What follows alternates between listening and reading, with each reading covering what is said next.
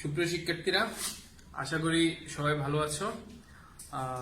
সবাই বাসায় আছো, নিরাপদে থাকবা। বাসা থেকে বের হওয়ার দরকার নেই, বাসায় থেকে পড়াশোনা করবা। বাসা থেকে আসলে বৈশ্বিক যে মহামারী অবস্থা, এটা শেষ হওয়া পর্যন্ত যতদূর সম্ভব বাসা থেকে পড়াশোনা করতে হবে। পরিস্থিতির সাথে আসলে মানায় নেওয়া দরকার।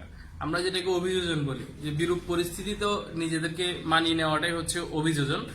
আমরা বর্তমান বিশ্বে যে বৈশ্বিক মহামারী, যেটা সেই মহামারীটা আসলে কবে শেষ হয় এটা বলা যাচ্ছে না। এখন এটার জন্য তো সবকিছু বন্ধ করে রাখা যাবে না, পড়াশোনাটা তো চলতে হবে। পড়াশোনা সরকার বলবে যে পরীক্ষা তুমি বাসায় থেকে কি করছো, পড়াশোনা করতে হবে। সেই ব্যাপার হিসেব করে চেষ্টা করবা যে বাসায় যতদূর সম্ভব পড়াশোনা করার জন্য, সুস্থ থাকবা, নিজের দিকে খেয়াল রেখে পড়াশোনাটা শেষ করার জন্য।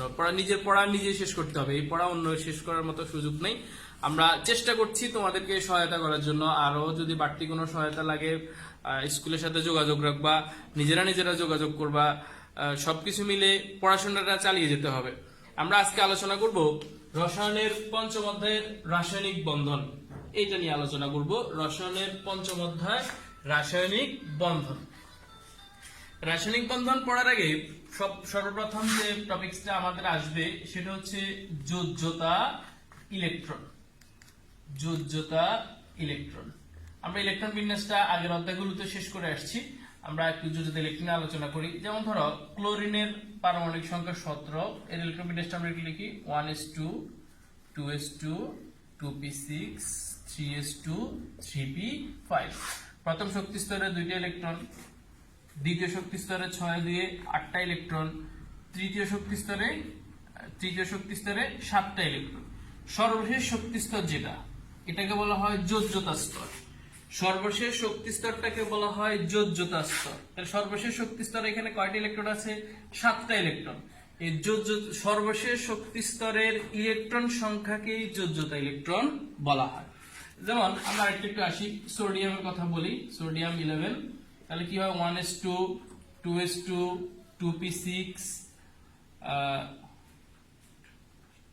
3s1। এখানে দেখো, প্রথম শক্তি স্তরে 2টা, দ্বিতীয় শক্তি স্তরে 8টা, তৃতীয় শক্তি স্তরে কয়টা ইলেকট্রন?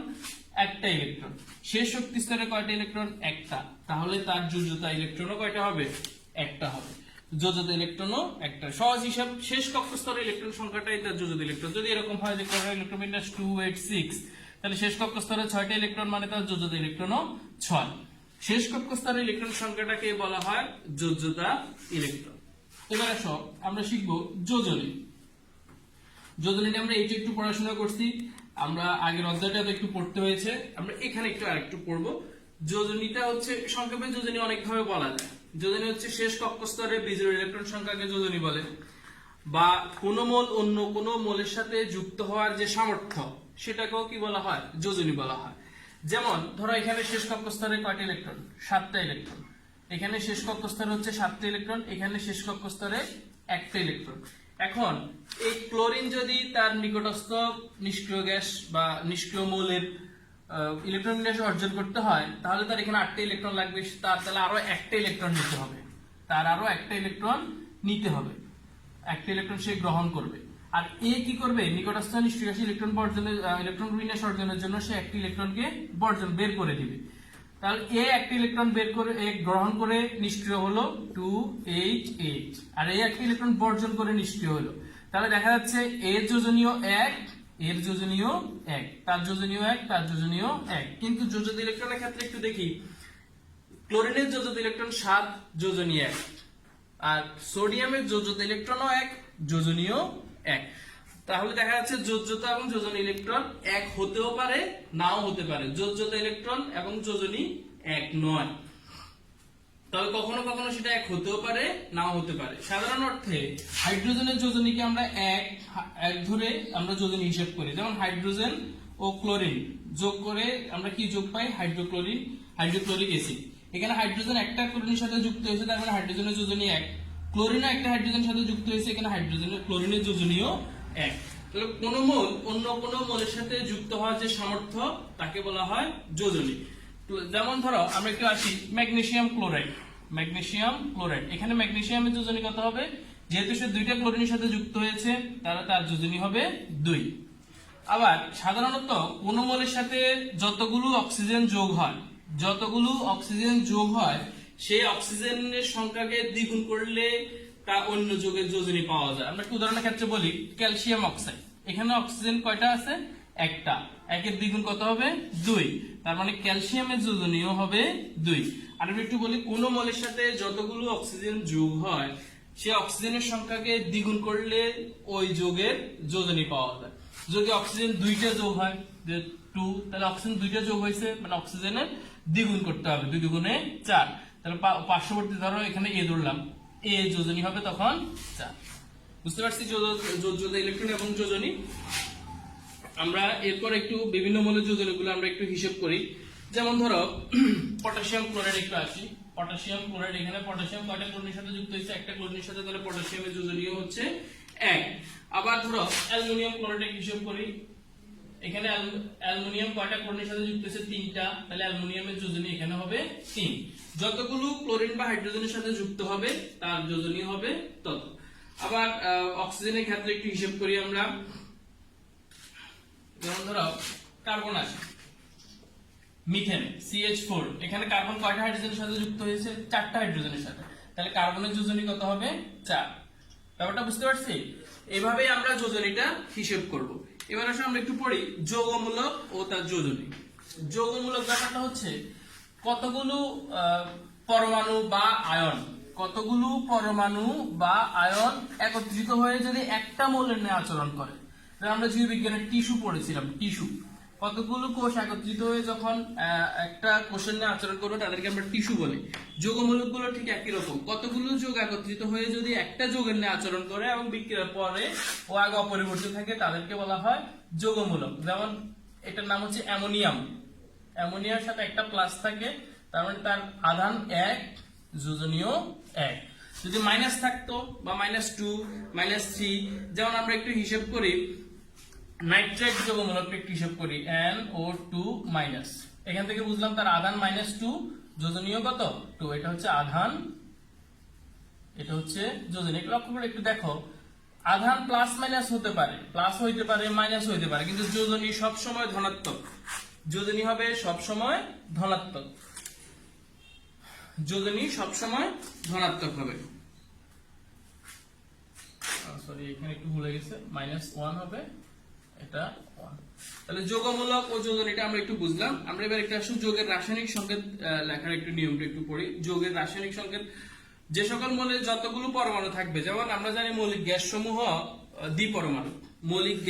দ্বিপরমাণু, তাদের অণুর রাসায়নিক, যেমন অক্সিজেন একটা মৌলিক গ্যাস, তার সংকেত লিখতে হলে দ্বিপরমাণু, যেহেতু 2টা পরমাণু, তার সংকেত লিখতে হলে তার সাথে 2 দিতে হবে।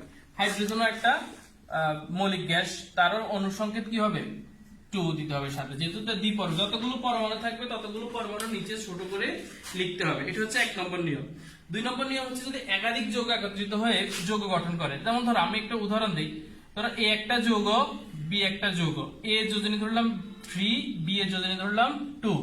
যখন A আর B মিলে কোনো যৌগ তৈরি করবে তখন আমরা লিখতে পারবো B এর যোজনীটা আসবে A এর সাথে, A2, A এর যোজনীটা যাবে B এর সাথে, লিখতে হবে A2B3। আরেকবার একটু বলি, যে পরিমাণ যদি একাধিক মৌল একত্রিত হয়ে কোনো যৌগ গঠন করে তখন মৌলগুলোর যোজনী পরস্পর স্থান বিনিময় করবে। যেমন A3B2 হলে তারা B এর যোজনী বসবে A এর সাথে, A এর যোজনী গিয়ে বসবে B এর সাথে। আমরা এক্ষেত্রে অ্যালুমিনিয়াম এই জিনিসটা একটু হিসেব করি। এখানে অ্যালুমিনিয়ামের যোজনী হচ্ছে 3 আর অক্সিজেনের যোজনী হচ্ছে 2। তাহলে ওই অ্যালুমিনিয়ামের যোজনীটা যাবে অক্সিজেনের সাথে, অক্সিজেনের যোজনীটা আসবে অ্যালুমিনিয়ামের সাথে। আবার যদি কোনো একাধিক যৌগের পরমাণুগুলোতে যদি তারা একটি নির্দিষ্ট সংখ্যা বা সাধারণ সংখ্যা দিয়ে বিভাজ্য হয়, যেমন আমি একটু বলি, ধরো A এর যোজনী 2, B এর যোজনী হচ্ছে 4, নিয়ম অনুযায়ী A এর যোজনী বসবে, B এরটা বসবে A এর সাথে, A এরটা বসবে B এর সাথে। এখন দেখো এরও 2 দ্বারা ভাগ যায়, এরও 2 দ্বারা ভাগ যায়, একটা সংখ্যা দিয়ে ভাগ যায়, তখন আমরা ভাগ করার পরে কি পাই?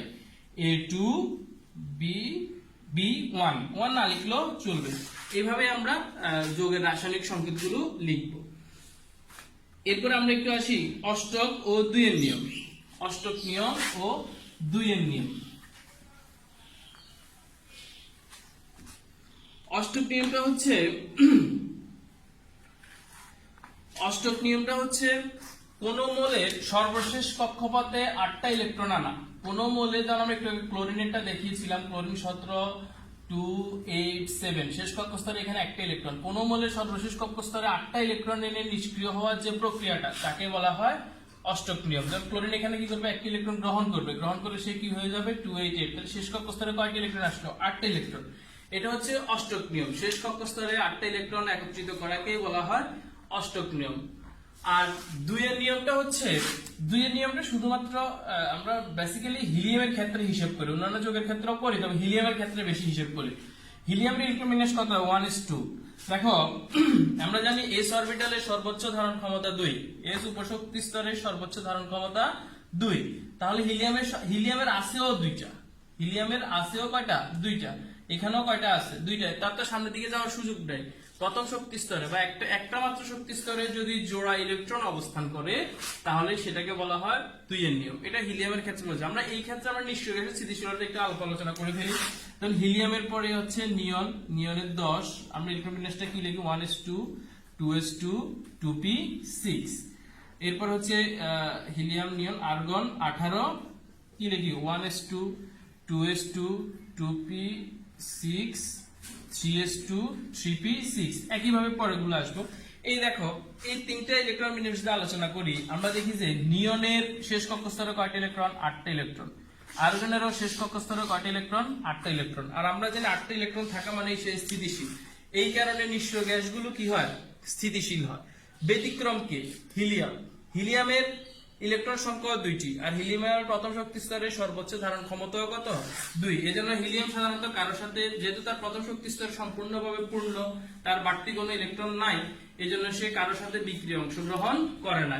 এই কারণে নিষ্ক্রিয় গ্যাসগুলো স্থিতিশীল থাকে। নিষ্ক্রিয় গ্যাসগুলো স্থিতিশীল থাকার কারণ হচ্ছে তাদের সর্বশেষ শক্তি স্তর অষ্টক পূর্ণ থাকে। ব্যতিক্রম হিলিয়ামের সর্বোচ্চ, হিলিয়ামের পারমাণবিক সংখ্যা 2, হিলিয়ামের প্রথম শক্তি স্তরের সর্বোচ্চ ইলেকট্রন ধারণ ক্ষমতা 2। এজন্য হিলিয়ামও কারোর সাথে বিক্রিয়ায় অংশগ্রহণ করে না। ঠিক এই কারণে নিষ্ক্রিয় গ্যাসগুলো অধিক পরিমাণে স্থিতিশীল হয়। এবার আমরা একটু পড়ি রাসায়নিক বন্ধন কেন তৈরি হয়। এই ইলেকট্রন বিন্যাসগুলো থেকে আমরা একটু দেখি, এই 4টা ইলেকট্রন বিন্যাস থেকে আমরা একটু দেখি। আমরা কি বলেছিলাম, ক্লোরিন একটা ইলেকট্রন গ্রহণ করে অষ্টক পূর্ণ করবে। হিলিয়াম নিষ্ক্রিয়, সে কারোর সাথে বিক্রিয়া অংশগ্রহণ করবে না, যেহেতু তার প্রথম শক্তি স্তর পূর্ণ, তার সর্বোচ্চ ধারণ ক্ষমতা পারমাণবিক সংখ্যা 2। নিয়নের দেখো অষ্টক পূর্ণ আছে শেষ কক্ষস্তরে, এই জন্য সেও কারোর সাথে ইলেকট্রন বিন্যাসে বিক্রিয়া অংশগ্রহণ করবে না। একই অবস্থা আর্গনের ক্ষেত্রে, তারও সর্বোচ্চ কক্ষস্তর পূর্ণ। এ থেকে আমরা কি বুঝি, যে কোন মোল অন্য কোন মোল, যেমন ক্লোরিন যদি অষ্টক পূর্ণ করতে হয়, সে অবশ্যই অন্য কোনো মোলের সাথে বন্ধনে অংশগ্রহণ করতে হবে। কিন্তু এদের অষ্টক পূর্ণ আছে, এরা কখনোই কারোর সাথে বন্ধনে অংশগ্রহণ করবে না। এ থেকে কি বুঝলাম, যে রাসায়নিক বন্ধন তৈরির একমাত্র উদ্দেশ্য হচ্ছে অন্য কোনো পরমাণুর সাথে বন্ধনের আকর্ষণ তৈরি করা, কারণ যেন সে অষ্টক পূর্ণ করতে পারে। অষ্টক পূর্ণ করতে পারা মানে সে স্থিতিশীল হয়ে যেতে পারে। তাহলে রাসায়নিক বন্ধন গঠনের মূল কারণ হচ্ছে নিকটস্থ নিষ্ক্রিয় গ্যাসের ইলেকট্রন বিন্যাস অর্জন করে স্থিতিশীল হওয়া। নিকটস্থ নিষ্ক্রিয় গ্যাসের ইলেকট্রন বিন্যাস অর্জন করে স্থিতিশীল হওয়াটাই হচ্ছে রাসায়নিক বন্ধন গঠনের মূল কারণ। আমরা এবার একটু পড়ি ক্যাটায়ন ও অ্যানায়নটা একটু পড়ি। ক্যাটায়ন হচ্ছে ধনাত্মক চার্জযুক্ত ইলেকট্রনকে ক্যাটায়ন বলে। ধনাত্মক চার্জযুক্ত ইলেকট্রনকে ক্যাটায়ন বলে। ধনাত্মক কখন হবে, যখন সে একটা ইলেকট্রন ত্যাগ করবে। যেমন আমরা সোডিয়ামটা দেখাইছিলাম, সোডিয়াম 11 ইলেকট্রন বিন্যাস 2 8 1, সে অষ্টক পূর্ণ করতে হলে সে একটা ইলেকট্রন ত্যাগ করে সে প্লাস হয়ে গেল, যেহেতু একটা ইলেকট্রন সে ত্যাগ করবে, এই জন্য এটা হচ্ছে ক্যাটায়ন। আর এটা যদি একটা ইলেকট্রন গ্রহণ করেছে, এটা তাহলে সে কি হয়ে গেল, মাইনাস হয়ে গেল, এই জন্য এটার নাম হচ্ছে অ্যানায়ন। ধনাত্মক আধান বিশিষ্ট পরমাণুগুলোকে ক্যাটায়ন বলে, ঋণাত্মক আধান বিশিষ্ট পরমাণুকে বলা হয় অ্যানায়ন।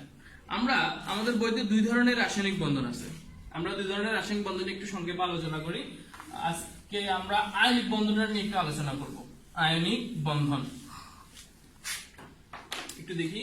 আয়নিক বন্ধন, রাসায়নিক বন্ধন সাধারণত 2 ধরনের আমাদের এই বইতে আছে। একটা আয়নিক বন্ধন, আরেকটা হচ্ছে 2 সমযোজী বন্ধন। আমরা সমযোজী বন্ধন নিয়ে পরবর্তী ক্লাসে আলোচনা করব। আজকে আয়নিক বন্ধন নিয়ে আলোচনা করি। আয়নিক বন্ধন হচ্ছে 2টা মৌল পরস্পরের সাথে ইলেকট্রন আদান প্রদানের মাধ্যমে, বুঝে নে, ইলেকট্রন আদান প্রদান, কেউ ইলেকট্রন দিবে, কেউ ইলেকট্রন নিবে। আদান প্রদান, যে ইলেকট্রন দিবে সেই ইলেকট্রনটা অন্য আরেকটা পরমাণু নিবে। যেমন আমরা যে উদাহরণটা একটু আগে দেখিয়েছিলাম, সোডিয়াম এবং ক্লোরিনের মধ্যে যে বন্ধন, সোডিয়াম এবং ক্লোরিন, সোডিয়াম ইলেকট্রন সংখ্যা আমরা জানি 11 আর ক্লোরিনের জানি 17। তাহলে আসলে 281 আর ক্লোরিনের হচ্ছে 287। আমরা ভেঙে লিখলে 1s2 2s2 2p6 3s1, আর ক্লোরিনের হবে 1s2 2s2 2p6 3s2 3p5। এবার একটু দেখি, আমরা এইভাবে আগে একটু বুঝে নেই। সোডিয়াম যদি তার নিকটস্থ নিষ্ক্রিয় গ্যাস ইলেকট্রন বিন্যাস অর্জন করতে হয়, তাহলে তার জন্য হয় এখানে 8টা ইলেকট্রন আনতে হবে অথবা একটা ইলেকট্রন ছেড়ে দিতে হবে। আর ক্লোরিনের ক্ষেত্রে কি হবে, হয় এখানে একটা ইলেকট্রন আনতে হবে অথবা 7টা ইলেকট্রন ছেড়ে দিতে হবে। বুঝে নেই, সাধারণত 3-এর অধিক ইলেকট্রন গ্রহণ বা বর্জন করা পরমাণুদের পক্ষে প্রায় অসম্ভব। এক্ষেত্রে প্রচুর পরিমাণে শক্তির প্রয়োজন হয়, যেটা অর্জন করা প্রায় অসম্ভব। সেই ক্ষেত্রে সোডিয়ামের জন্য সহজ বুদ্ধি হচ্ছে সে একটা ইলেকট্রন ছেড়ে দেওয়া, 7টা ইলেকট্রন গ্রহণ করার চাইতে একটা ইলেকট্রন ছেড়ে দেওয়া। একটা ইলেকট্রন যখন সে ছেড়ে দিবে তখন সে ক্যাটায়ন হয়ে যাবে, ধনাত্মক আধান, সোডিয়াম প্লাস, তখন তার ইলেকট্রন বিন্যাস কি হবে 2a। ছেড়ে দেওয়া মানে ধনাত্মক, এই প্লাস দ্বারা আমরা বুঝবো সে একটা ইলেকট্রন ছেড়ে দিয়েছে। ক্লোরিনের ক্ষেত্রে আসি, এই যে সোডিয়াম তো ছেড়ে দিবে, সোডিয়াম ছেড়ে দিয়ে নিকটস্থ নিষ্ক্রিয় গ্যাসে স্থিতিশীল হয়ে গেল। ক্লোরিনের ক্ষেত্রে হয় একটা ইলেকট্রন গ্রহণ করতে হবে অথবা 7টা ইলেকট্রন বর্জন করতে হবে। আমি আগেও বলেছি 3-এর অধিক ইলেকট্রন গ্রহণ বা বর্জন করা অধিক ব্যয় সাপেক্ষ বলতে আমরা কি বুঝবো, আমার প্রচুর পরিমাণে শক্তি লাগে। সুতরাং তার জন্য 7টা ইলেকট্রন ত্যাগ করা চাইতে একটা ইলেকট্রন গ্রহণ করা সুবিধাজনক। সেই ক্ষেত্রে সে কি করবে, 288 একটা ইলেকট্রন গ্রহণ করে সেও নিষ্ক্রিয় হয়ে গেল। এই যে কেউ ইলেকট্রন গ্রহণ করলো, ক্লোরিন ইলেকট্রন গ্রহণ করলো আর সোডিয়াম ইলেকট্রন বর্জন করলো। এইভাবে পারস্পরিক ইলেকট্রন গ্রহণ বা বর্জনের মাধ্যমে যে বন্ধন তৈরি হয় সেটাকে বলা হয় আয়নিক বন্ধন। আলটিমেটলি যৌগটা কি হবে, sodium chloride, sodium chloride, sodium ধনাত্মক আয়ন, ক্লোরিন ঋণাত্মক আয়ন। এই যে ইলেকট্রন আদান বা প্রদানের মাধ্যমে যে বন্ধন তৈরি হয় সেটাকে বলা হয় আয়নিক বন্ধন। আমরা একটু ডায়াগ্রামের সাহায্যে দেখি। ধরো সোডিয়ামের ইলেকট্রন বিন্যাসটা একটু দেখি।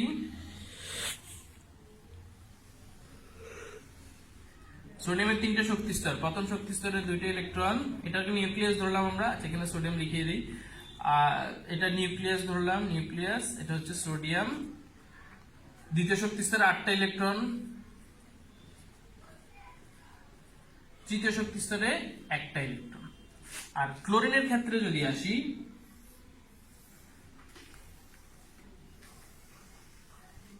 নিউক্লিয়াস, এটা ক্লোরিন, প্রথম শক্তি স্তরে 2টা ইলেকট্রন, দ্বিতীয় শক্তি স্তরে 8টা ইলেকট্রন, তৃতীয় শক্তি স্তরে 7টা ইলেকট্রন। এই ক্ষেত্রে কি ঘটবে, যখন এদের মধ্যে বন্ধন তৈরি করবে তখন সোডিয়াম একটা ইলেকট্রন ছেড়ে দিবে, কাকে, ক্লোরিনকে। ফলে সোডিয়ামের এই ইলেকট্রনটা এসে ক্লোরিনের সাথে বসবে, এখানে আসে বসলো।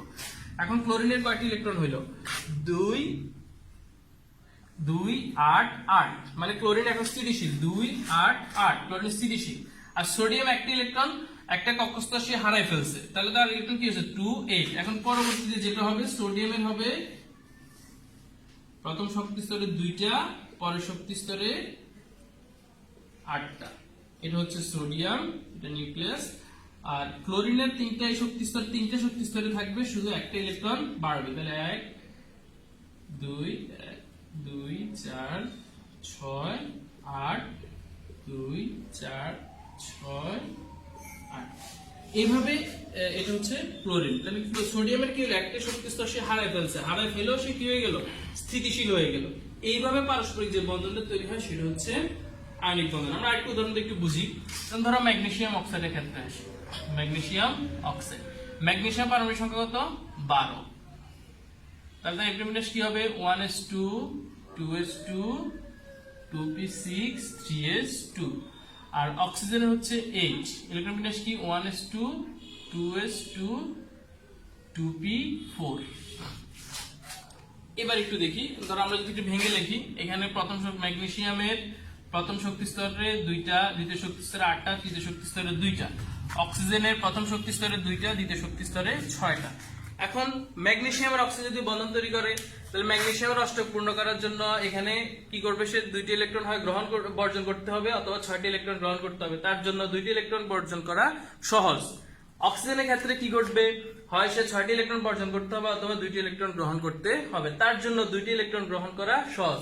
ফলে ম্যাগনেসিয়াম 2টি ইলেকট্রন ত্যাগ করে নিউক্লিয়রস্থ নিষ্ক্রিয় গ্যাসীয় ইলেকট্রন বিন্যাস অর্জন করবে।